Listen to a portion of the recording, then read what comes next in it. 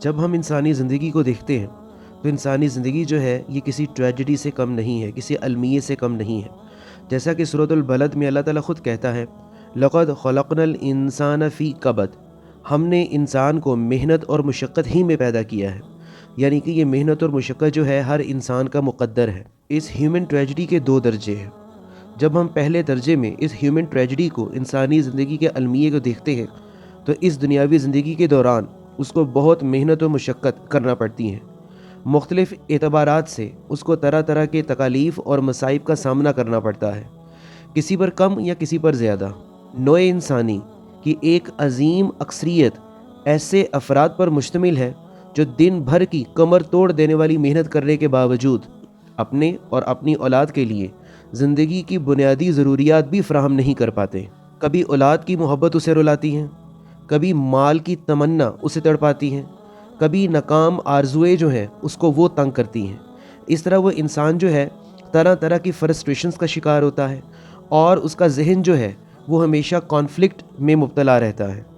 لیکن یہاں ایک اور بات بڑی امپورٹنٹ ہے، وہ ہے نسیان، وہ ہے بھول، کہ بھول ایک ایسا ایلیمنٹ ہے جو اللہ تعالیٰ نے انسان کو دیا ہوا ہے، یہ کسی رحمت سے کم نہیں ہے، اور وقت کا مرہم جو ہے انسان کے زخموں کو مندمل کر دیتا ہے کہ وہ وقت گزرنے کے ساتھ ساتھ اپنے دکھوں کو بھلاتا رہتا ہے، اور اس طرح اس کی زندگی کی گاڑی جو ہے وہ چلتی رہتی ہے، وہ کسی نہ کسی طریقے سے اپنے زندگی کے سفر کو جاری رکھتا ہے۔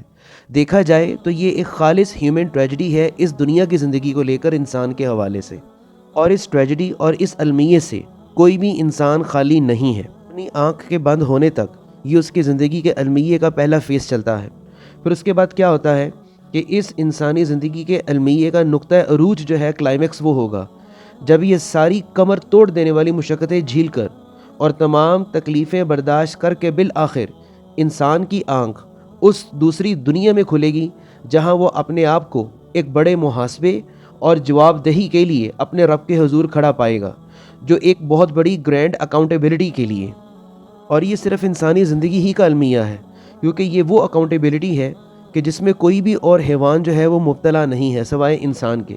اسی کے بارے میں اللہ تعالیٰ نے قرآن پاک میں سورۃ الانشقاق میں کہا ہے، یا ایھا الانسان انک قادح الی ربک قدحا فملاقی، اے انسان تجھے یہ تمام دکھ جھیلتے اور مشقتیں سہتے ہوئے بالآخر اپنے رب کے حضور حاضر ہونا ہوگا۔ اور یہ وہ زندگی کا مرحلہ ہے کہ جس کے بارے میں سوچ کر انسان جو ہے وہ کانپ اٹھتا ہے۔ یخافون یوما تتقلب فیہ القلوب والابصار، کہ وہ اہل ایمان ڈرتے رہتے ہیں اس دن کے احساس اور اس دن کے خیال سے جس دن نگاہیں اور دل الٹ جائیں گے۔